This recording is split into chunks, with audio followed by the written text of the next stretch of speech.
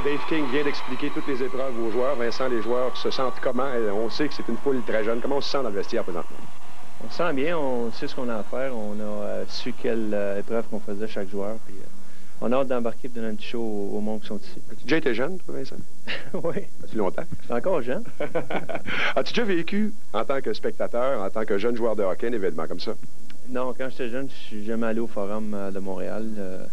Ma première expérience au Forum, j'étais junior. J'ai pas eu l'occasion de voir mes idoles à l'œuvre en personne, mais regarder à la télévision des matchs, c'est tout ce que je pouvais faire. Là, c'est un match, les rouges contre les blancs. Évidemment, tu es dans les blancs. D'après toi, est-ce que vous vous sentez plus fort que les rouges? Est-ce qu'il y a des gageurs là-dedans? Non, il n'y a pas de gageure encore, mais encore? Peut-être sur le banc, on va en parler un petit peu. Ça va être le fun. C'est tout le temps plaisant d'avoir des petites compétitions entre nous autres. Puis les gars aiment bien ça. Merci Vincent, je pense que je vais mettre un 2 sur les blancs. Merci, puis bonne présentation. Là-dessus, on va les retrouver dans les gradins. François Fauché. Merci Michel. Eh bien, je ne sais pas si les joueurs du Canadien sont prêts, mais je peux vous assurer que la foule ici au Centre Molson l'est pour cette deuxième édition du défi McDonald's.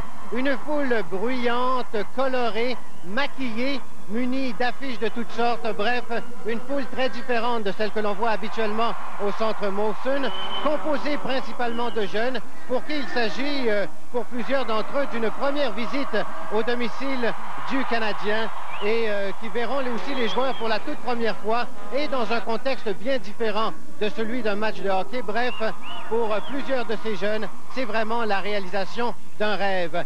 Les 21 000 et quelques billets se sont tous envolés comme des petits pains chauds. En fait, devrais-je dire, comme des petits Big Mac.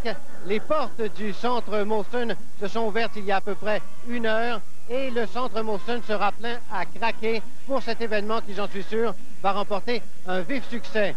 Bref, tout est en place pour le défi McDonald's 1997.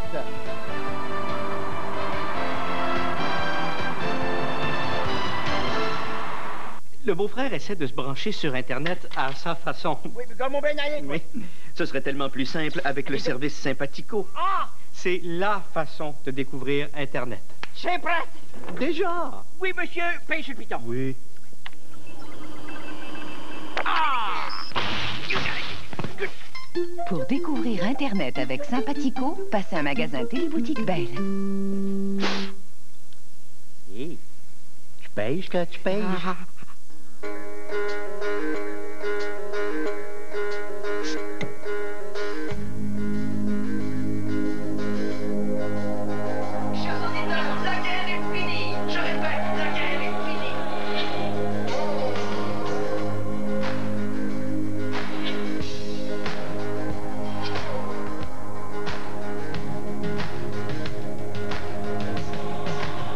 Molson-X, jeune depuis 1903. Nos photos. J'ai jamais vu un ciel aussi bleu et que les couleurs sont belles. Faut commander les deux pour maman. Jusqu'au 17 janvier, faites développer vos films chez Uniprix et obtenez les doubles gratuitement. Qualité garantie ou vos photos seront remplacées. Tiens, si c'est pas toi avec un abat-jour sur la tête, ça va faire un bel agrandissement, ça. Là?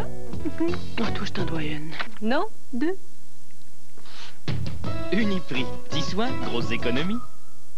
Êtes-vous de ceux qui souffrent à l'occasion de douleurs causées par l'arthrite, les rhumatismes ou les raideurs musculaires? Voici Universel Gel, le nouvel analgésique au menthol glacé. J'éprouve des douleurs aux jambes. Dès la première application, j'ai été ravi du soulagement. Souffrant de douleurs aux genoux, c'est ce qui m'a donné le plus de satisfaction. Universel Gel, analgésique au menthol, régulier 4 % ou extra fort 8 %. Le soulagement que vous attendiez. Universel Gel, disponible chez Jean Coutu et dans toutes les bonnes pharmacies. Après Noël Flash 1, voici l'inévitable Noël Flash 2. Une avalanche de succès du temps des fêtes tels que...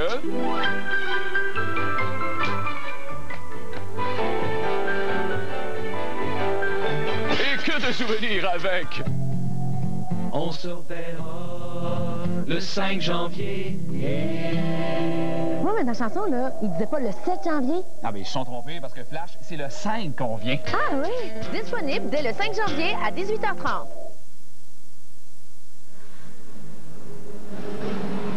Alors, en compagnie de Clément Jaudoin, qui s'est très impliqué dans la formation des deux équipes, comment ça s'est fait? Est-ce que ça a été difficile?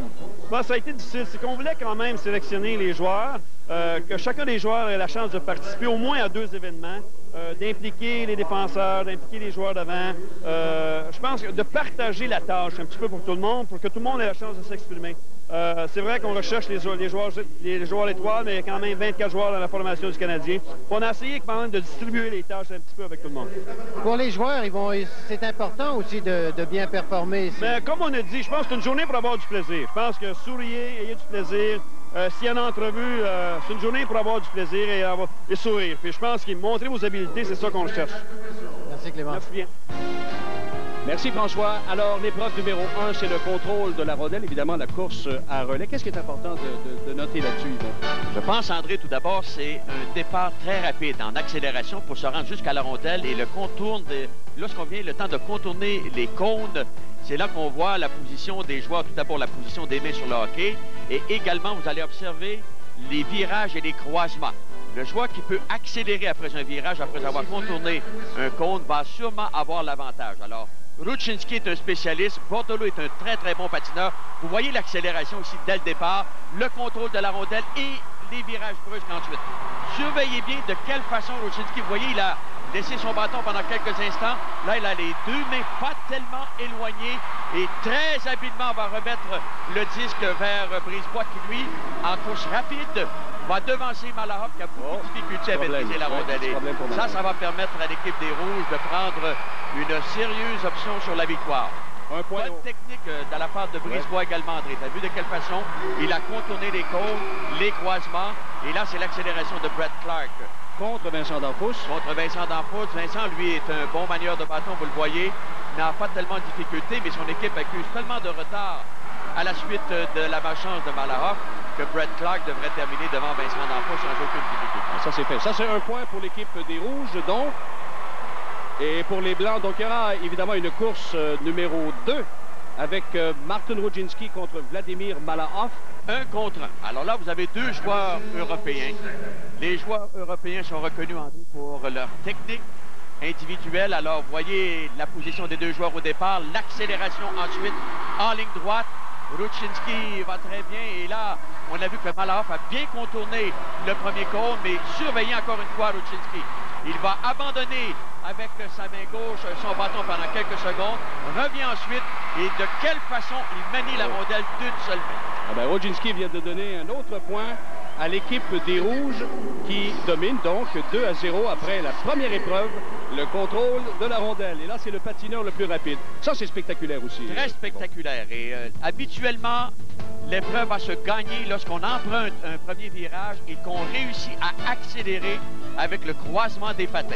Alors, regardez, c'est la moyenne de l'équipe, ça donne 1 point. Le joueur le plus rapide, 1 point également. C'est Bourré devant Savage, Wilkie contre Collymore et Thornton, ça me surprend qu'il soit là, contre Sébastien Bordelot. Bon, mais sans rondelle, parfois, on sait jamais. Le joueur est beaucoup plus rapide. Hein? Absolument, on ne sait jamais. Alors, on va surveiller le départ ici. Très bon départ de la part de Bourré. Et regardez ici le croisement. Il va accélérer et ça donne beaucoup de vitesse pour amorcer le sprint. Encore une fois, surveillez bien le croisement. Et là, un petit peu plus de difficulté du côté de Brian Savage. Et Bourré va gagner très facilement. Tout simplement parce qu'il a réussi à accélérer dans ses croisements derrière le filet. 13 secondes, 915 pour Valérie Bourré, qui remporte donc cette première épreuve. Ce sera ensuite David Wilkie contre Jason Collymore. Wilkie est un excellent patineur. Excellent patineur. Dans le cas de Collymore, il est grand et également, il a une bonne accélération. C'est un joueur, Collymore, que lorsque dans les plans de match, va venir s'impliquer en attaque. Et voyez pourquoi ici, s'il est très, très bonne cadence. Dans le cas de Wilkie, c'est un petit peu plus saccadé. Vous voyez, il s'est laissé glisser un tout petit peu, Collymore. Mais réussit néanmoins à devancer Wilkie. Ça, ce n'est pas à conseiller. Lorsqu'on fait un virage, on doit aller accélérer avec les croisements et non se laisser glisser. Alors, le temps, voilà, de Collymore, 14 secondes, 137 contre 15 secondes, 044 pour David Wilkie. S'il ne se laisse pas glisser, Collymore, il aurait pu avoir la chance peut-être de rejoindre Bourré. Il n'y a pas tellement de différence entre les deux. 13,915 contre 14,137. Scott Thornton contre Sébastien Bordelot maintenant. Thornton, comme tu l'as mentionné, c'est étonnant, mais quand on n'a pas de rondelle, parfois, on n'a pas d'autres préoccupations. Vous voyez ici, il a connu un bon départ. Surveillons maintenant les croisements de Bordelot. Vous voyez que son patin droit est beaucoup plus élevé lorsqu'il fait son croisement. Surveillez son patin droit. Et son équilibre, il va maintenir son bâton du côté gauche pour conserver l'équilibre. C'est Thornton qui l'emporte. Oui. Ils vont regarder les temps. Alors, une autre victoire pour les Rouges. Il y a seulement Collymore chez les Blancs là, qui a gagné dans cette épreuve. Et là, c'est l'une des rares fois cette saison qu'on a vu Thornton sourire. Alors, voilà les résultats. Et le plus rapide, c'est donc Valérie Bourré. Ça, c'est pas vraiment une surprise. Là, on assiste à une course hors concours. Ils vont Valérie Bourré contre Brian Savage. Tout simplement parce que pour plaire à la foule dans un premier temps et aussi parce que Savage, qu'on voit à l'écran, lui, a terminé seulement 56 millièmes de seconde derrière Bourré. Alors, voilà qui promet, ce sera extrêmement intéressant. À toute fin pratique, ce sont les deux joueurs les plus rapides chez le Canadien en termes de, quand on parle de vitesse sur patin, sans rondelle évidemment. Ça ne compte le départ pas. est donné. Oui, ça ne compte pas, je vous le rappelle. Déjà, les Rouges mènent 3-1. Là, c'est juste pour le plaisir. Oui, les deux joueurs accélèrent et regardez les excellents croisements ici. Un petit moment d'hésitation de la part de Savage. Ce sera très, très serré. Et on voit ici. Alors, en somme, ce serait Savage qui aurait gagné. Ben oui. Ben oui. Ah ben, selon ce qu'on a vu, c'est Brian Savage qui l'a emporté. Voilà. On va quand même parler, François Fauché, avec Valérie Bourré. François. Valérie, congratulations. You put a turbo in your skate. Well, you know, you got to put some performance for the kids. You know, we're really enjoying to be here with the fans cheering for us. It's so easy to go, you know. It's tough because when you pass near the bench, you receive water by the opposition. You know, it's like a game situation. You always some distraction, but that's all right. The Reds, are they too strong for the Whites so far? Yeah, you know, the Reds have been outstanding. We had a great team, so I think we're going to beat them very easy. Thank you, Valérie. Ce concours d'habileté McDonald vous parvient du Centre Molson.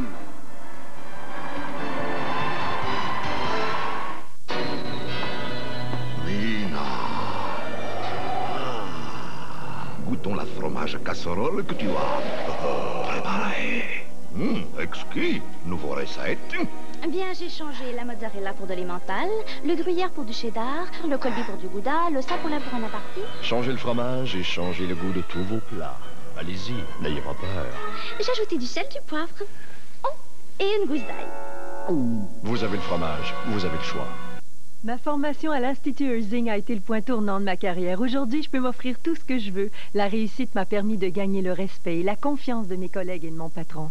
La formation offerte par l'Institut Herzing peut changer votre vie. Grâce à notre programme de bureautique, vous passerez maître en matière de travail de bureau, de l'informatique à l'organisation administrative. Pour relancer votre carrière dans le domaine du travail de bureau, communiquez dès maintenant avec l'Institut Herzing. 1-800-818-9688. Montréal et Laval. 1-800-818-9688. T'aurais dû le voir quand le Père Noël est enfin arrivé. Martin est resté sur tes épaules pendant toute la parade. Ouais. 26 chars en ligne. Juste là. C'est dur. Quoi? D'avoir à dire bonjour à mon petit bonhomme. Un autre 2 semaines.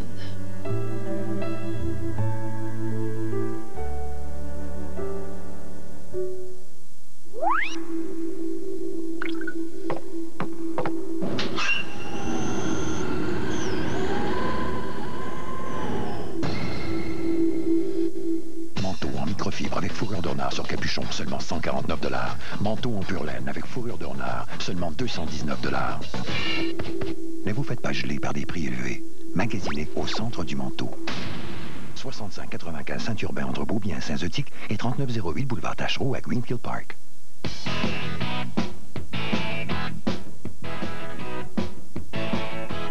Chez Green Stop, il n'y a rien de comparable. On y va pour l'ambiance des années 50, mais surtout pour les mets qu'on y prépare. Green Stop, c'est avant tout des portions super généreuses, à des prix ridiculement bas. Mais c'est aussi des montagnes de fruits de maison, des viandes fumées, des pâtes et pizzas follement délicieuses. Une seule visite au Green Stop et vous direz comme nous, much. Voilà la la troisième épreuve, une autre épreuve spectaculaire, le tir le plus puissant, Yvon. Et André, 2 points à surveiller. Tout d'abord, le transfert du poids lorsqu'on effectue le tir sur le patin avant et garder le tir très, très bas. Les Rouges mènent déjà 3-1. On sait que la moyenne de l'équipe pour les tirs, 1 point. Et le plus puissant, 1 point également. On va aller retrouver tout de suite François Fauché en compagnie de Stéphane Quintal. Stéphane, tu vas participer au concours de lancer-frappé? Je ne sais pas si les entraîneurs ont décidé de... Moi, en tout cas, les seules choses que je fais aujourd'hui, c'est ce concours-là, puis le concours de lancer. Ça a l'air que j'ai pas trop d'habileté. Là, tu as choisi ton bâton le plus puissant. Un peu plus... Non, il est moins flexible. Et le secret de ce concours-là? Ça, c'est de garder la rondelle en plein milieu du filet, puis laisser la rondelle sur la glace. Qui, d'après toi, est le favori de l'équipe dans ce concours-là? Ça va être Dave Manson qui va gagner. Bonne chance, on va te regarder. OK, merci. C'est vrai que Manson est un des favoris, Yvon. Tout d'abord parce qu'il a déjà gagné ce concours au niveau de la Ligue nationale lors d'un match des étoiles présenté il y a quelques saisons, à la grande surprise de tous d'ailleurs. Et il avait battu Al McInnes lors de cette compétition, alors voilà un élément important. Quintal est le premier à s'exécuter. Le tir était un peu trop haut dans son cas. Alors la vitesse donc est de quoi? 90 dans les environs, 90 000 à l'heure. On sait que pour les Blancs, il y a Quintal, Manson, Wilkie, Bureau pour les Rouges, Malahoff, Savage, Rivet et Danfous pour les Blancs. Alors c'est un petit peu plus bas. Alors cette fois-ci, vous voyez à la gauche de l'écran, 92,5 000 à l'heure. Son premier tir, 89,9. Le tir n'était pas aussi... avait la même puissance que le premier, sauf qu'il a gardé la rondelle à la glace. Ça, c'est déjà un avantage. Et là, c'est pas une question de précision, tout simplement. C'est une question de puissance uniquement. Malahoff, lui aussi... il nous montre dans les matchs. Mais là, il a complètement raté le filet. Ça sera annulé. Oui, Vladimir, il faut toucher au filet. On oublie le premier lancer de Vladimir Malahoff. Deuxième. C'était un petit peu haut et son accélération n'était pas comme il l'aurait souhaité, à mon avis. Capable de faire mieux, lui, là. Capable de faire beaucoup mieux. Même avec un tir du poignet, il peut faire beaucoup mieux. Ouais. Alors, c'est 89,3, je pense, le dernier chrono. Alors, voici celui qui est favori, Dave Manson. Vous avez vu son transfert de poids sur le patin avant. Un bon lancer, c'était bas. Et au tableau d'affichage, on indique 93,8. Et le deuxième essai pour Manson. Touche le poteau, donc tir qui est raté. Alors pour lui, c'est 93,8. Il domine la compétition jusqu'à maintenant. Du côté des Blancs, ce sera Brian Savage. On reconnaît surtout Savage pour son tir du poignet au lieu de son tir frappé, mais... Il est impressionnant dans le cas de Brian Savage. Rappelez-vous les buts qu'il a marqués. Il n'en a pas marqué beaucoup cette année, mais surtout à Phoenix. Alors qu'il avait marqué sur des tirs frappés puissants en pleine accélération. Il s'amène, lorsqu'il s'amène en pleine accélération, un peu comme le fait Joe Sakic. Ce sont des joueurs très habiles pour décocher des tirs à bout portant sur le gardien de but. Son premier lancé, 91,8. Et le deuxième lancé, j'ai l'impression que le radar n'a pas suivi. Petit problème. Un petit problème. Probablement que le radar a trop célébré hier la période des fêtes. De toute façon, c'est un bon lancer, mais il devra s'exécuter à nouveau, le Brian Savage. Voyons ce que ça va donner. La rondelle est au centre du filet. Ça n'était pas au centre, c'était un petit peu à la droite. Mais cette fois-ci, c'est 90,3. Donc, on va prendre son premier lancé, 91,8. Maintenant, c'est Manson qui domine. Là, ce sera David Wilkie pour l'équipe des Rouges. Lui aussi, très, très bon tir. Bon lancé. Rappelez-vous, il y a quelques années dans la série contre les Rangers, et c'était très bas. Et vous voyez, le radar, qu'est-ce qu'il nous donne comme inscription? 95,2. Là, il vient de supplanter Manson. Oui, tout simplement parce que la rondelle était à la glace et au centre du filet. Et bon transfert de poids sur le patin avant. C'est mieux comme ça, Yvon, quand la rondelle est sur la patinoire? Pour le radar, on a toujours dit qu'un tir à la glace permettait une meilleure lecture. 92,8 le deuxième. C'est moins bon, mais c'est excellent quand même. Et là, pour les Blancs, c'est Craig Rivet. Pas un vilain tir, lui, non plus. C'est quand même étonné qu'il soit inscrit dans cette compétition. Ce n'est pas celui qui possède un des meilleurs tirs, mais Voyez, celui-ci, 81,3. Mais Rivet n'a pas à s'exécuter, voyez, pas complètement raté là-dessus. Il a brisé son bâton. Pauvre lui. Ah ben heureusement, il rit avec nous, c'est de bon augure. Mais je pense qu'il savait très bien qu'il n'avait aucune chance à la suite du résultat de David Wilkie. Et on s'amuse bien à ses dépens. Serait-il le Terry Harper des temps modernes? Terry Harper, Marc Bureau. C'est un lancé beau lot.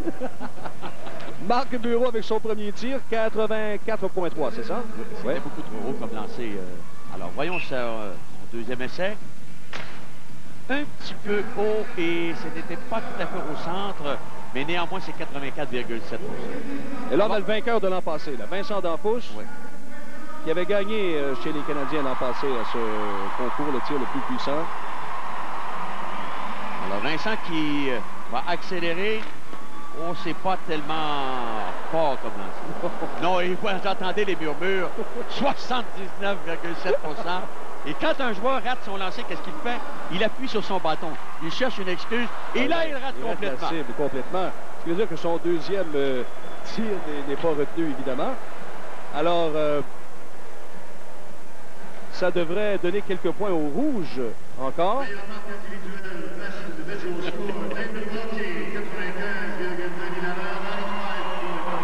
Comment ça va, Vincent? Ah, pas si mal.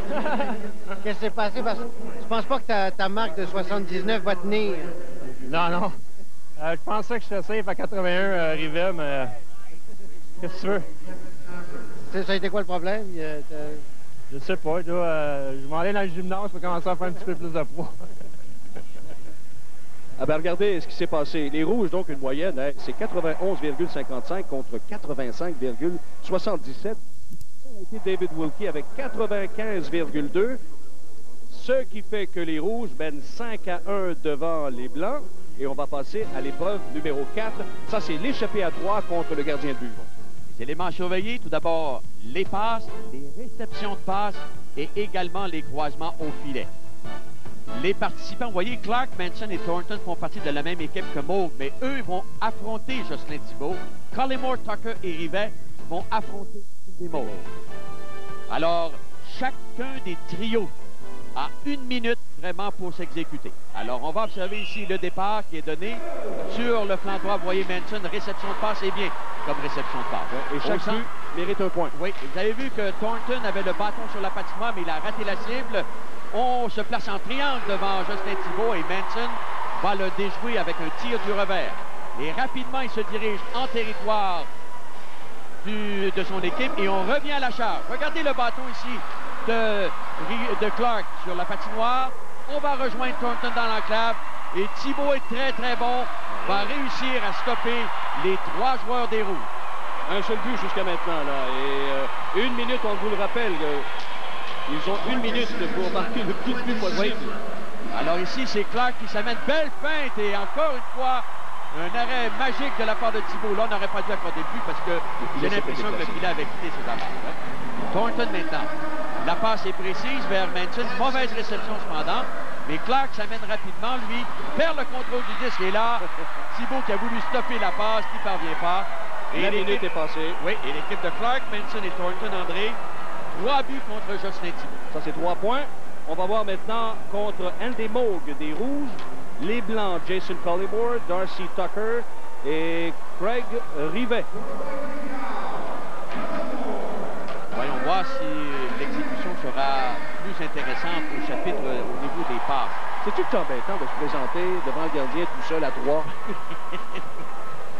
Alors, Andy Moog, lui, c'est que dans le cas de Collymore est un défenseur à caractère offensif, donc il devrait être le joueur à surveiller de ce trio. Darcy Tucker et Craig Rivet. Alors, c'est Rivet qui va amorcer l'attaque, vous le voyez, derrière le filet des Blancs. Il y a Jocelyn Thibault qui est là, lui qui a accordé 3 buts, comme on vous l'a mentionné, à l'équipe des Rouges. Alors, on a installé 5 rondelles, mais on vous le rappelle, les 3... n'ont qu'1 minute là, pour marquer le plus de buts possible. Et avant cette épreuve, Craig Rivet qui demande un peu d'encouragement de la part des amateurs, qui sont très nombreux et qui manifestent beaucoup. au risque de se répéter. C'est tellement intéressant. Non pas seulement pour les amateurs de hockey, mais pour les joueurs eux-mêmes, ce genre de concours d'habileté. Je mentionnais que Collymore est celui qui travaille sur le flanc droit. Vous le voyez, il va aller se placer dans l'enclave, ce qui est très bien. On va tenter de faire un triangle offensif.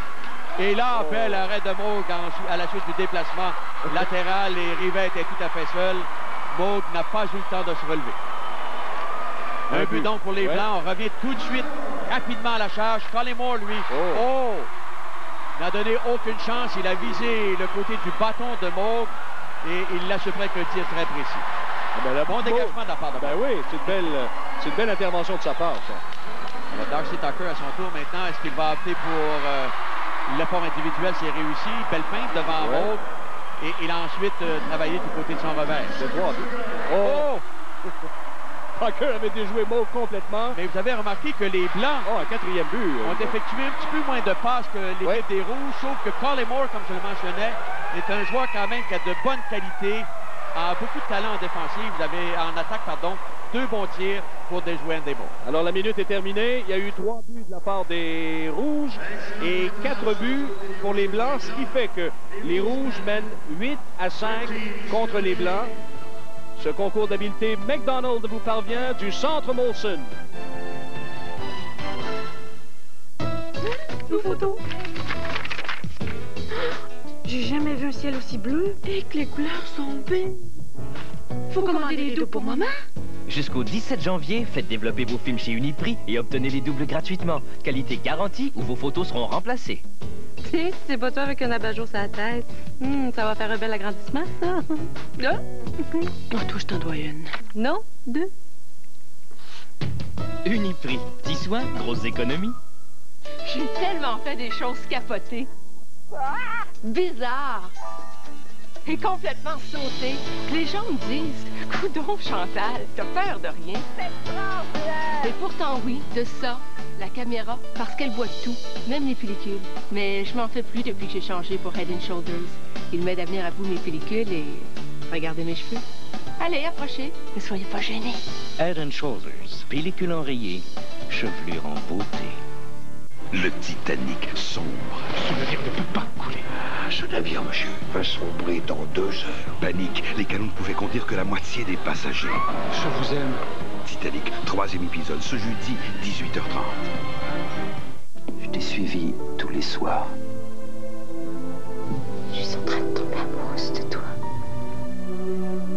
Marissa Tomei et Christian Slater dans une histoire d'amour déchirante. Cœur sauvage, ce vendredi, 19h30. Nous testons le système Urgence Meuble. Jetez un rapide coup d'œil autour de vous. Si vous ou un membre de votre famille êtes en contact direct avec un meuble sans charme, éloignez-vous immédiatement. Sortez calmement et allez directement au magasin Ikea le plus proche. Là, pendant les soldes d'hiver d'Ikea, jusqu'à 50% de rabais vous attendent sur des meubles élégants de tous les rayons. Encore une fois, ne paniquez pas. Avec les soldes d'hiver d'Ikea, votre chez-vous peut être rendu mobilièrement sécuritaire. C'était un test du système Urgence Meuble. Magasinez directement chez Brador. Vous y trouverez les plus grandes marques de vêtements de ski et accessoires. Vestes et pantalons de planche à neige à très bas prix. Comme cet ensemble de planche à neige incluant vestes, pantalons, tuques et cache-cou pour seulement 199 $, taxes incluses. Ou encore 2 paires de gants pour seulement 40 $, taxes incluses. Venez voir notre nouvelle collection de vestes 3 dans 1. Magasinez directement chez Brador. 9600 rue Meilleure, suite 920, près de Chabanel. Les Rouges mènent 8-5. C'est maintenant l'épreuve numéro 5. Les tirs rapides. Une épreuve, en fait, pour les gardiens de but uniquement. Là. Absolument, André. Et vous avez 2 joueurs qui vont effectuer des tirs. Quintal Bureau, Brice Boyer-Reckley, Richard Bourret, Yvette Tucker, Dampus Bordelot, Koivu et Savage. Chaque joueur, André, a 5 rondelles. Il y a 10 rondelles donc devant le gardien de but. Le gardien de but doit, dans un premier temps, être bien placé, position de base parfaite.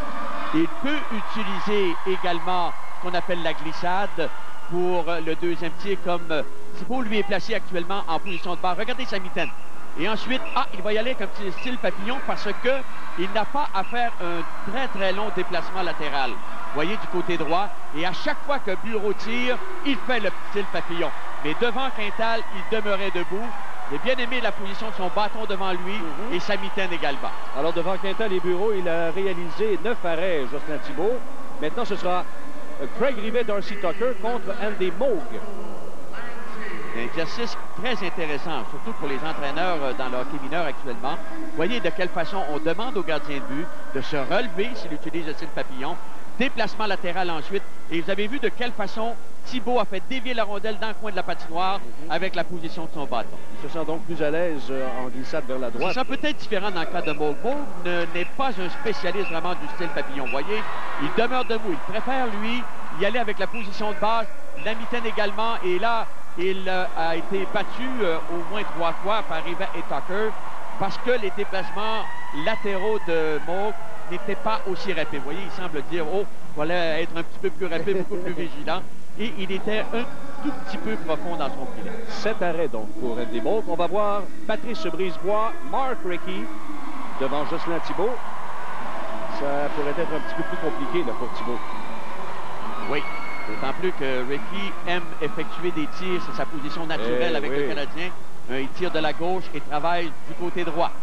Alors Thibault, encore une fois, déplacement très rapide. Voyez ici, oh, là, un bon tir de la part de Brisebois. C'est ultra rapide. 2 bons tireurs. Et voyez que Recchi par la suite a marqué, mais ça ne compte pas parce que le tir précédent avait touché le poteau à la droite de Thibault. 8 arrêts pour Jocelyn Thibault, qui se distingue particulièrement là. Danfous et Sébastien Bordelot vont affronter Andy Moog. La grande qualité de Thibault dans cet exercice, c'est qu'il place son corps devant les lancers ou il force tout au moins ceux qui, Recchi ou Brisebois, à effectuer des tirs d'angle. C'est en même temps, ils vont un excellent exercice pour les deux gardiens de but des Canadiens. Tout à fait. Un exercice qui aiguise les réflexes et qui aide également à la condition physique. Alors regardons maintenant la position de Moog. Là, Moog va s'approcher un tout petit peu plus de Vincent Danfous. Vous voyez, le bâton est à ras la glace. C'est la raison pour laquelle il a effectué le premier arrêt sur le tir de... Là, il a déplacé son bâton un peu trop rapidement. Et là, c'est facile à dire quand tu vas faire des déplacements latéraux aussi rapides. Là, ce que tu viens pour prendre ta position de base, déjà, le tir est effectué. 7 arrêts, donc, pour Andy Moog là-dessus.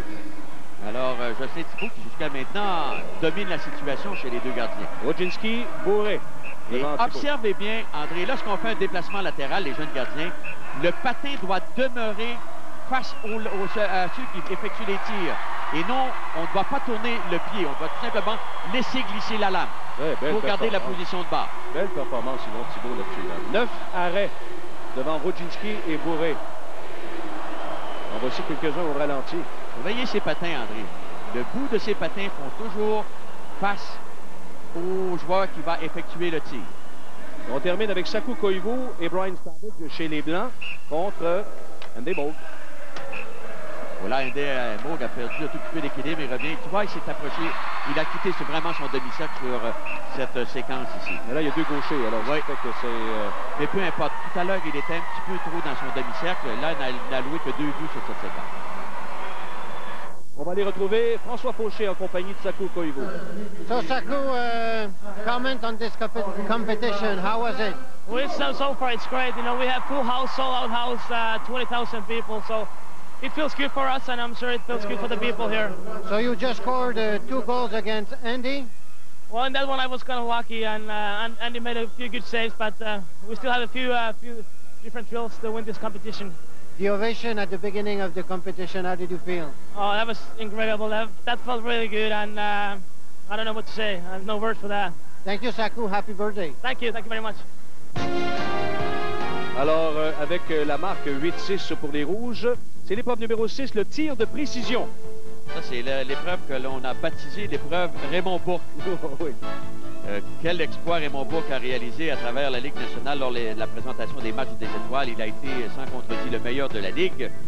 Alors, l'important, André, ce n'est pas la rapidité du lancer, ni la précision. Comment pouvoir soulever le disque dans la partie supérieure ou encore garder la rondelle presque à ras la glace. Vous voyez la position des cibles. Une première cible, c'est réussi par Brisebois. Il rate la deuxième, il visait la partie supérieure à la droite. Encore une fois, même au même endroit. 3 tirs de suite ratés. Là, il a touché à la cible inférieure du côté gauche. Et finalement, eh bien, Brisebois aura obtenu 3 cibles sur 11 lancés. c'est un point par cible et un point pour le résultat, on le sait. Alors, c'est quoi? C'est 3 cibles pour Patrice Brisebois sur 8 lancés. Oui. On va voir Peter Popovich maintenant pour les Blancs. On ne connaît pas beaucoup, lui, au niveau de sa précision. C'est rare qu'il effectue des tirs au but. Alors, on voit ici... Premier lancé, c'est réussi. Vous voyez, c'est pas tellement rapide. Oui, absolument. Mais lui, deuxième sur deux cibles sur 3, 3 cibles sur 4. Oh, il a raté de peu. Oh, 4 cibles sur 6. Lancé. Vous venez de le dire, c'est comme au golf. C'est pas la puissance, mais d'envoyer la balle dans l'allée qui est importante, droite. C'est de quoi faire rougir Raymond Bourque. Oui. 4 lancés cette épreuve. Valérie Bourré pour les Rouges va s'exécuter lui aussi. Là, c'est l'accolade. Popovich est un défenseur très respecté, un joueur d'équipe. Et il possède une très belle personnalité. Alors maintenant, on verra Valérie Bourret, qui lui aussi est un joueur qui, à mon avis, on sait que les Européens s'entraînent beaucoup sur la précision des tirs. On disait souvent par les années passées qu'il ne gaspillait jamais de lancer sur le gardien de but. On effectue un tir quand on avait vraiment une chance de marquer. Est-ce qu'on a touché la cible? Je crois que oui. Deuxième cible. Là, c'est raté. C'est réussi dans la partie supérieure et partie inférieure. Voilà. Oui. 4 sur 6 lancés. Donc, il va égaler la marque de Popovich. Mais l'important, André, dans cette épreuve, c'est au niveau de l'équipe. Le nombre de cibles que chacune des équipes va obtenir, qui va déterminer laquelle va remporter cette épreuve. Oui, parce qu'on obtient un point par cible détruite. C'est Sakou Koivu maintenant. Lui, un des préférés de la foule. Koivu pour les Blancs. Je vous rappelle qu'avant l'épreuve, cette épreuve de la précision, les Rouges menaient 8-6. Mais là, il va y avoir beaucoup plus de points d'enregistrer à cause de la distribution des points pour le concours de précision. Alors, Sakou Koivu est le deuxième joueur chez les Blancs à s'exécuter. Popovich, 4-6. Bourré, 4-6. Il permet également de parler des joueurs qui font les passes. Vous voyez, à la droite, du moins, on aperçoit la droite de l'écran. C'est Jason Collimore. Et à la gauche, c'est Vladimir Malahov. Voilà, 3 cibles pour Koivu sur 8 tirs. Oui, parce que la sirène avait indiqué que le temps le temps était terminé donc. Pour Sakou. Seulement 3 en 8. 3 en 8. Alors, le dernier représentant des Rouges pour cette compétition, c'est Mark Recchi. Compagnon de ligne de Sakou Koivu, Recchi également pourrait exceller dans ce genre de... Moi, j'ai l'impression que Mark Recchi pourrait... Alors, on voit que Koivu, lui, va demander conseil à Popovich pour ce genre de situation. Alors, qui sont les passeurs pour l'équipe des Rouges? Vous voyez, on a vu Quintal, là, on a aperçu Quintal à l'écran. Recchi, premier lancé, c'est raté. Deuxième, c'est réussi. Raté. Voilà, il vise deux fois là, finalement réussi à obtenir la cible inférieure droite. Alors, le temps est écoulé. On va lui accorder, je pense, 3 cibles sur 8 lancés pour Mark Recchi, ce qui donne un total de 10 cibles sur 24 lancés pour l'équipe des Rouges. La troisième de Mark Recchi était juste avant le son de la sirène. Alors, 10, c'est ça, 10 cibles pour les Rouges. C'est Vladimir Malahov, qui n'a pas fait fureur jusqu'à maintenant, le grand Vladimir. Il semble s'amuser, cependant. Oui, absolument. Alors, déjà, il y en a 7 chez les Blancs. Alors, pour Vladimir, 3, il va égaler le nombre de cibles chez les Rouges. Alors, Collimore est toujours un des 2 passeurs pour l'équipe des Blancs, et l'autre, maintenant, puisqu'il Malahov est celui qui va s'exécuter, c'est Popovich. Vous voyez comme c'est tellement rapide, avec peu d'efforts de la part de Malahov. Mais là, il réussit difficilement à atteindre les cibles. En voilà une, rate le filet sur cette deuxième tir. Un tir d'ailleurs qui a atteint la cible supérieure. Et ça, c'est tellement rapide dans son cas.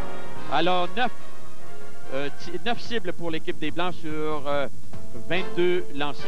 Ce qui fait qu'au total, maintenant, avec les résultats, les rouges dominent toujours par la marque de 10-7. Et nous, on vous rappelle que ce concours d'habilité McDonald's vous parvient du Centre Molson.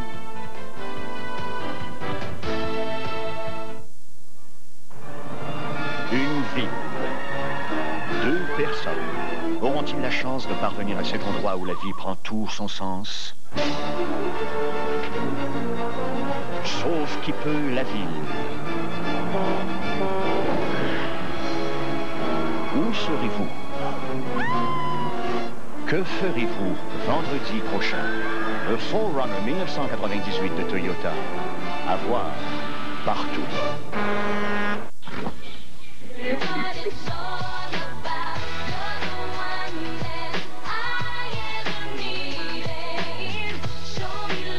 CKML 94.3. L'énergie qui m'allume.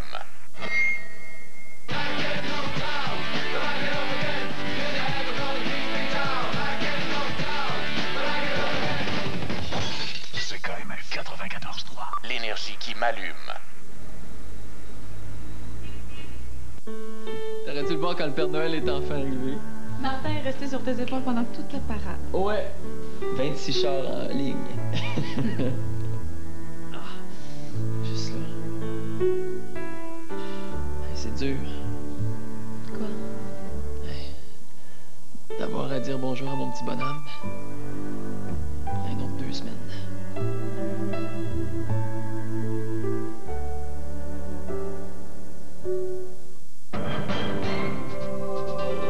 Télévision 4 saisons s'est rendue au Centre funéraire Côte-des-Neiges dans le cadre de la journée porte ouverte qui inaugurait le tout nouveau concept qui inspire sérénité et recueillement. Le Centre funéraire Côte-des-Neiges innove en proposant des services adaptés aux cultures, aux religions et aux besoins particuliers des rituels entourant le décès. Télévision 4 saisons félicite l'équipe du Centre funéraire Côte-des-Neiges et désire souligner l'excellence du travail accompli en matière de services funéraires haut de gamme. Bonjour, bonsoir, plutôt mesdames et messieurs, nous sommes en direct, comme vous pouvez le constater, du studio C de TQS pour le méga show de ce soir à compter de 23h, 4 heures en direct avec Jean-Marc Parent. Il y a énormément déjà d'animation. D'ailleurs, les gens ont déjà commencé à nous envoyer leurs fax. Il y a des gens à la maison qui se préparent avec leurs chandelles et tout ça, histoire d'être dans l'ambiance. Alors soyez-y, de retour maintenant au défi McDonald's. Défoncez l'année à la chandelle avec Jean-Marc. Une présentation de Molson Drive. Avec la marque les rouges 10, les blancs 7, on passe à la dernière épreuve, les échappées à relais, véritable épreuve là pour le gardien de but. Alors, vous venez d'entendre un ancien gardien de but qui vient de parler, André Côté, qui était d'ailleurs un des grands gardiens de but de l'histoire du hockey des ligues de garage au Québec. Mais effectivement, André, c'est un exercice, une épreuve où on voit les qualités du gardien de but dans une situation 1 contre 0, parce que là, c'est vraiment l'échappée. Dave Manson est le premier. Ce qu'il faut surveiller, c'est Thibault. Vous voyez, il a mal amorcé sa façon de reculer dans son demi-cercle.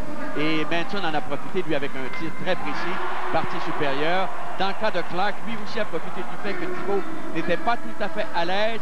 Regardons maintenant Quintal, c'est beaucoup mieux. On a vu d'ailleurs la réaction de Jocelyn Thibault. Il n'a eu aucune difficulté à stopper Quintal qui a voulu loger le disque entre ses jambières. Alors 12-7 pour les rouges. Tu as déjà dit d'ailleurs, Yvon, que c'est le gardien de but qui avait l'avantage lors d'une échappée dans les cas. Les statistiques le démontrent clairement. D'ailleurs, si vous regardez les tirs de pénalité, 70% du temps, le gardien de but va effectuer l'arrêt.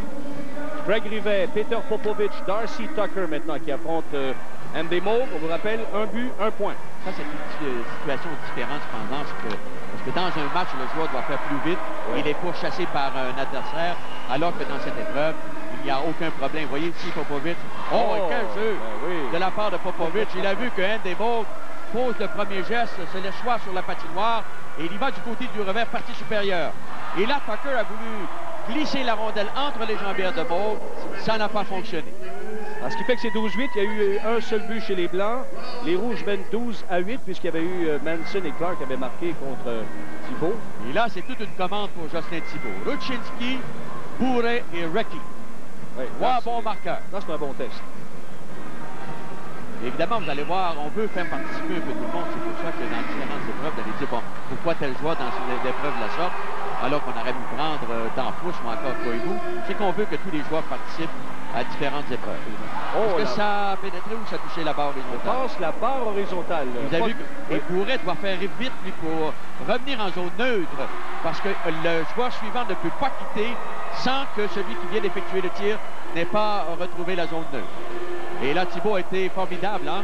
3 arrêts. 3 arrêts devant Rucinski. Regardons ici Bourret, tire du revers, soulève la rondelle qui touche la barre horizontale. Belle technique, cependant. Ça prend des mains très habiles pour effectuer ce genre de jeu. Et là, c'est la jambière gauche de Thibault qui empêche Recchi de marquer. Alors, Rucinski, Bourret, Recchi, Blanchy. Il y aura Saku Koivu, Vincent Danfous, Jason Collymore maintenant. Oh, quelle fin! Beau but de Koivu. Oh là, il s'amenait lentement, là. Il a réagi à un moment donné. Oh! Là, Vincent avait complètement déjoué. Endemol sauve la tête du gardien. Ouais. Et là, c'est bel arrêt ici. 2 arrêts. De Collymore. Donc, un but pour les Blancs, 2 arrêts aux dépens de Danfous et Collymore. Là, Danfous n'en revient tout simplement pas. Ah ben, les Blancs et les Rouges qui mènent toujours, là, c'est 12 à 9. Là, on verra Thornton, Bureau, Brisebois. Alors, on voit ici le jeu. Regardez, avec sa... Je pensais que c'était avec le derrière de son masque qu'il avait réussi à bloquer la rondelle, mais c'est avec sa mitaine, son bras gauche. Alors, jusqu'à maintenant, les Rouges sont toujours en avance. C'est la seule et unique occasion là, pour les Blancs de pouvoir revenir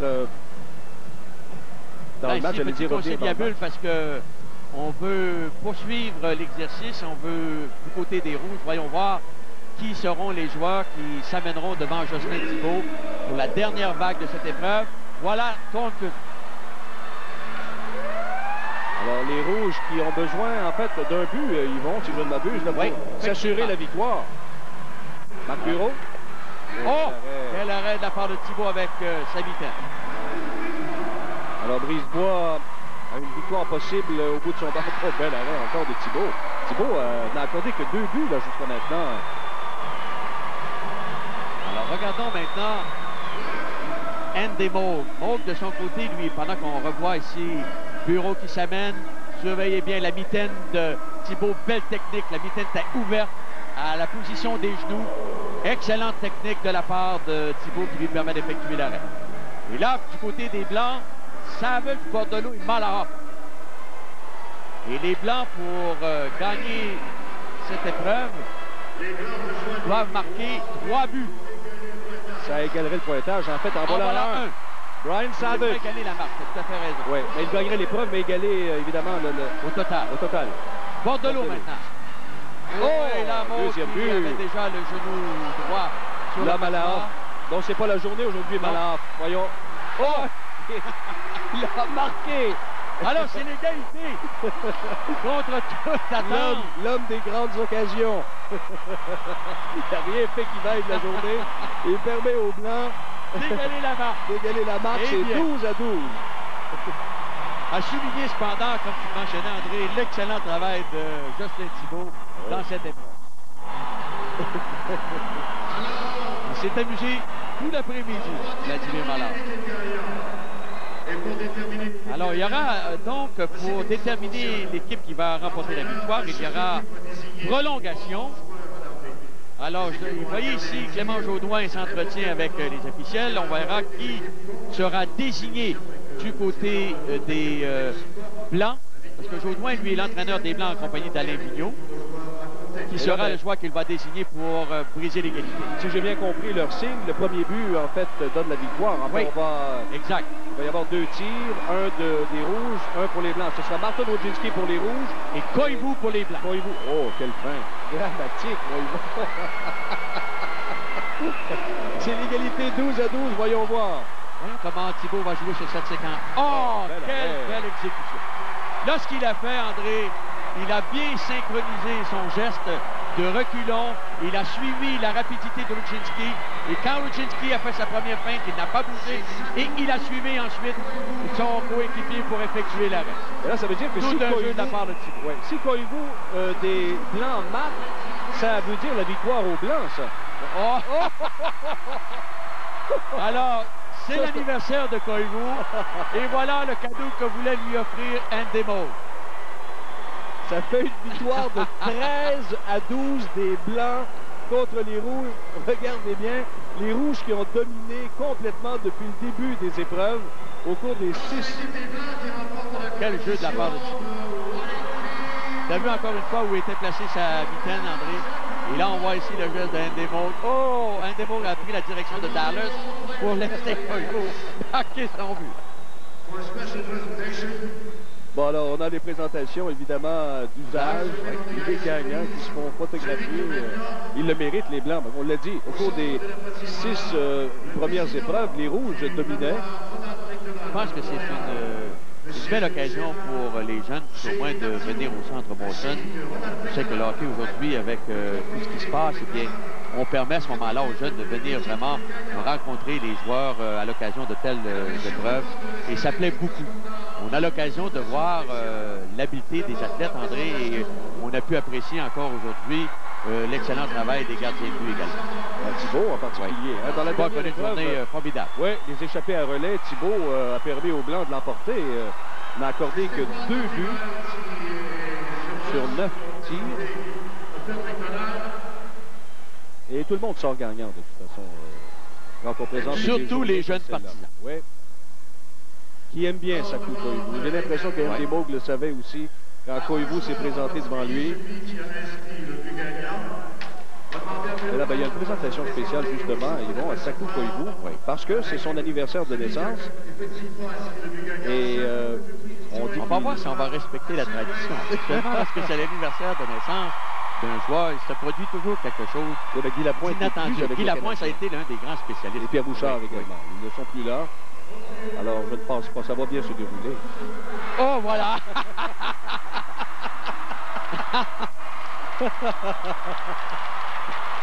Alors, la fameuse tarte à la queue. Et voilà ici, la reprise. On ne l'a jamais vu venir. Il va rencontrer François Fauché. Well, that's for sure. I gotta remember, when he has a birthday, I'll be there. I only want him. What does it taste? It tastes sweet, pretty good. What a great move you made on Andy Moog for the winning goal. Well, I think that one, that was a present from Andy to me because of my birthday. Okay. Thank you very much. Happy birthday. Thank you.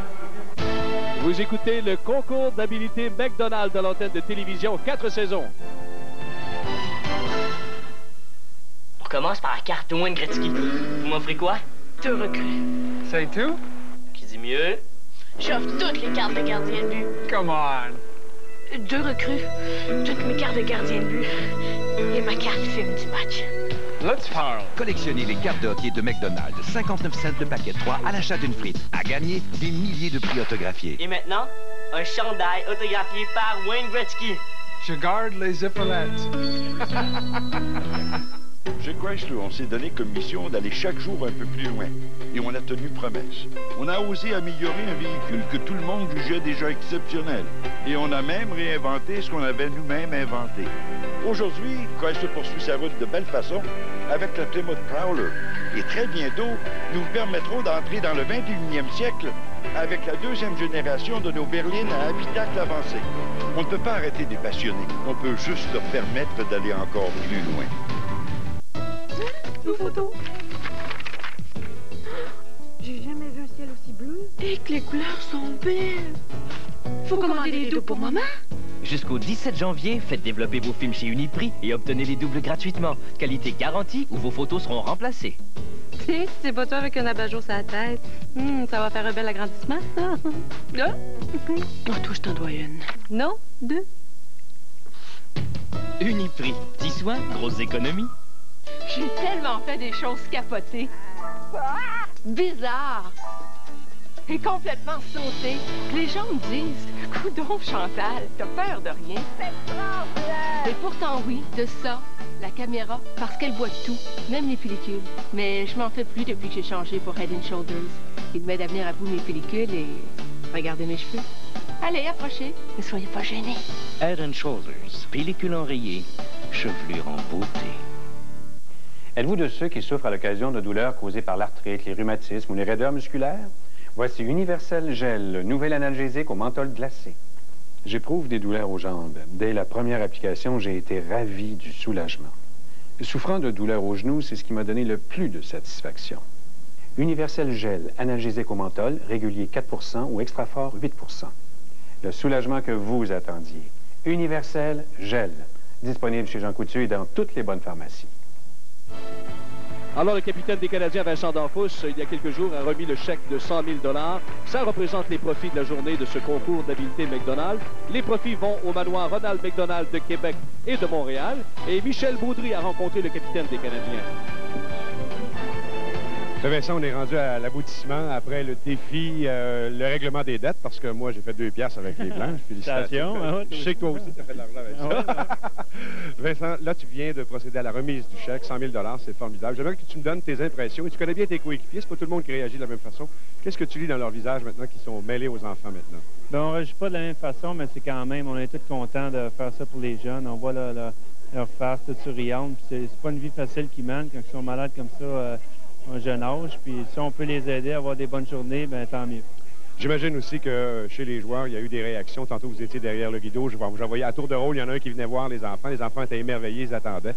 Il y avait sans doute des réactions assez uniques chez les joueurs, chez les plus vieux et chez les plus jeunes.